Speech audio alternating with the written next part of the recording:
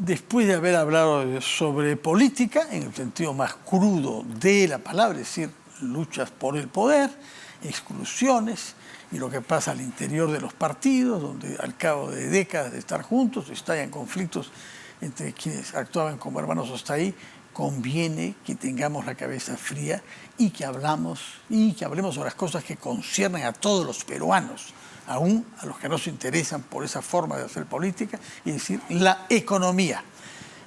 ¿Cuánta capacidad tienen los peruanos de atender a las necesidades de sus familias, de educar a sus hijos, de alimentarlos?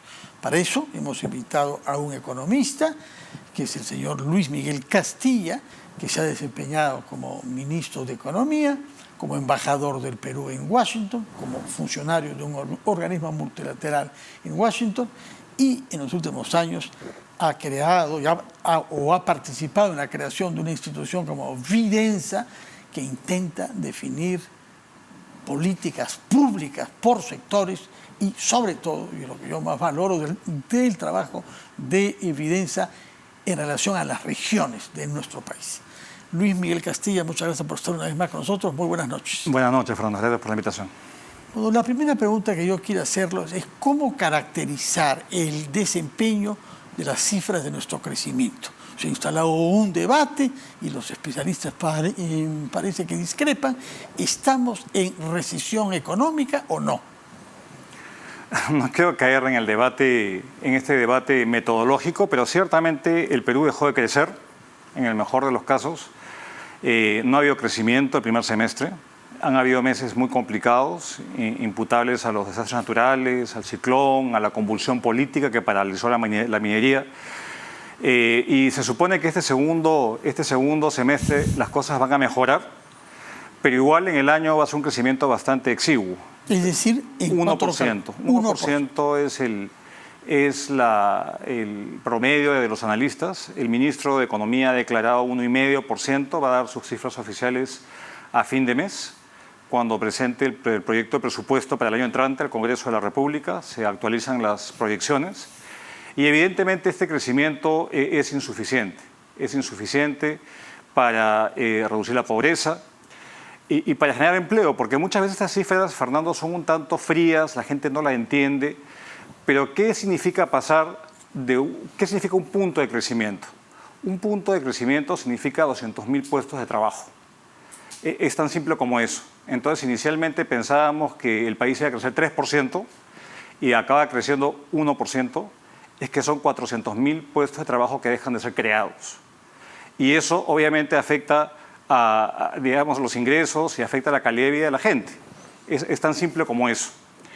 Y estamos en un entorno donde hay mucha incertidumbre respecto al futuro. No solamente incertidumbre respecto al niño, sino justamente este entorno político tan poco desarrollado no permite a los inversionistas, a los que apuestan capital, ver un norte, ver un mediano plazo, porque estamos muy metidos en la coyuntura, en el corto plazo, y para que haya inversión se requiere estabilidad y se requiere claridad respecto al futuro, cosa que no tenemos en el país. De acuerdo. ¿Cuáles son los indicadores económicos a los que debemos prestar más atención para saber mes a mes cómo evoluciona nuestra economía?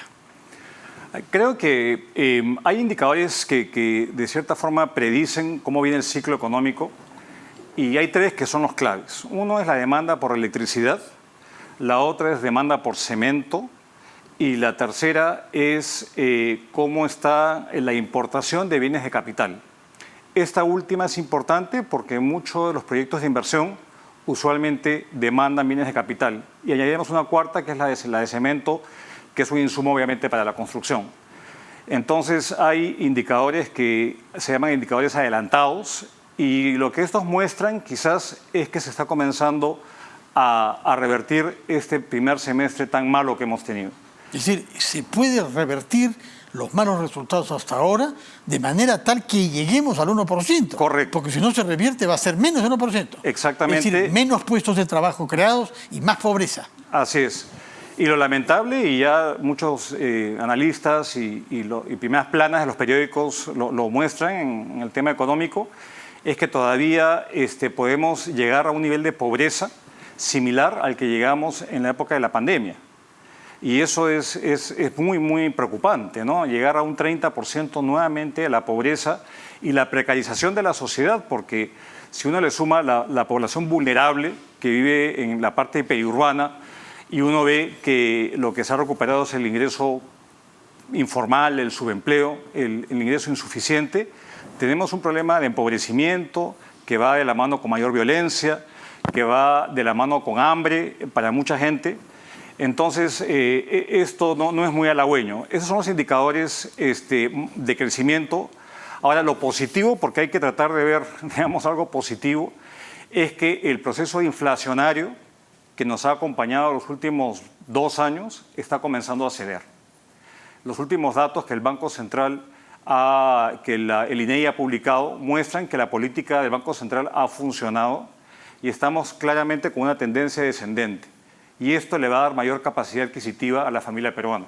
Entonces, eso es positivo en medio de todo este panorama sombrío que estamos viendo. Y si uno extrapola a futuro, la proyección es de mejora. El tema es cómo pasamos el corto plazo con toda esta situación donde la confianza no se llega a recuperar del todo. Ahora, dentro de pocas semanas, el Ejecutivo tendrá que presentar su proyecto de presupuesto. ¿Qué espera usted de este presupuesto? ¿Cómo lo haría usted si estuviera, como ha sido el caso hace pocos años, en funciones ministeriales de ese sector? Va a ser complejo porque, por un lado, cuando la economía está de capa caída, digamos, creciendo a tasas bajas, especialmente el gasto privado, el rol de la política contracíclica es impulsarla a través del gasto público. Pero lo que vemos es que a la par los ingresos fiscales vienen cayendo, la recaudación viene cayendo en una economía que crece menos. Entonces va a ser bastante complicado compatibilizar el cumplimiento de las reglas fiscales, el tope del déficit fiscal, por un lado, lo que haría pensar que debe ser un presupuesto bastante modesto en su crecimiento, casi mantenerlo, digamos, fijo, para evitar caer en un déficit mayor. Pero por otro lado hay esta necesidad de atender las urgencias. Sí. Entonces creo que es un ejercicio no menor. Creo que el MEF va a tener que ser muy convincente a la hora de sustentar el presupuesto y los supuestos que lo sostienen. El lado positivo es que el precio del cobre ayuda. El lado negativo es que el crecimiento va a ser menor que el esperado. Entonces yo sí estaría en la situación del ministro, trataría de ponerle todo el punche para hacer tono con el slogan oficial en aquellos sectores que tienen mayor capacidad de gasto en proyectos de inversión. ¿Cuáles son esos sectores? Porque también hay un debate sobre eso. ¿Cuál es el nivel? Usted conoce el tema con detalle por su trabajo en evidencia. ¿Cuánto están ejecutando los gobiernos regionales del dinero que se les atribuye? A ver, mire, yo creo que acá, si uno ve en términos absolutos, el ministro tiene razón porque en términos numéricos el presupuesto ha sido creciente, principalmente por el esfuerzo del gobierno nacional. Lo que tenemos, y no hay que olvidar, es que este es un año de primer año de gestión de autoridades locales y regionales. Y aparte del presupuesto aprobado, se han transferido montos adicionales. En total se han trasladado hasta la fecha más o menos unos 12.000 millones de soles, o se planea pasarle 12.000 millones de soles adicionales al presupuesto, entre compunche de emergencia, y el ministro ha anunciado una inyección adicional de recursos. Entonces acá lo que tenemos es que, y si uno ve la ejecución, uno la ve más o menos, si no fuese por el gobierno nacional, con la caída usual, pese a que había un acompañamiento del MEF a los gobiernos regionales y locales. A mí me preocupa que solamente centremos la discusión, Fernando, en recursos. Porque, por ejemplo, ha habido muchos anuncios en 28 de julio de creación de fondos para financiar la infraestructura, lo cual está muy bien, pero si uno se pregunta, ¿el problema es de recursos o el problema es de expedientes técnicos mal hechos? O si es que el problema es de incapacidad de sanear los predios donde se construye una carretera, por ejemplo. O si el problema está en incumplimientos contractuales que acaban en un arbitraje. Entonces yo creo que esos son los temas que tienen que acompañarse decididamente a una inyección de recursos. De lo contrario, es letra muerta. Uno pasa la plata y se queda en la cuenta del Banco de la Nación sin ejecutar, si no viene acompañada de esta gestión que es, creo yo, el meollo del desafío que enfrenta el gobierno. Más plata, autoridades que lamentablemente gastan en pequeñas obras y con impacto reducido en el bienestar de la población a la cual se debe esta infraestructura que están construyendo. Ha hablado usted sobre todo de las responsabilidades y el margen de acción del Ejecutivo. ¿Qué decir sobre el Congreso? ¿Qué leyes hay ahí dadas o por darse o en debate que puedan perjudicar aún más nuestra situación económica? Y estoy pensando, entre otras cosas, la actitud de algunos congresistas hacia los fondos de retiro de las AFPs.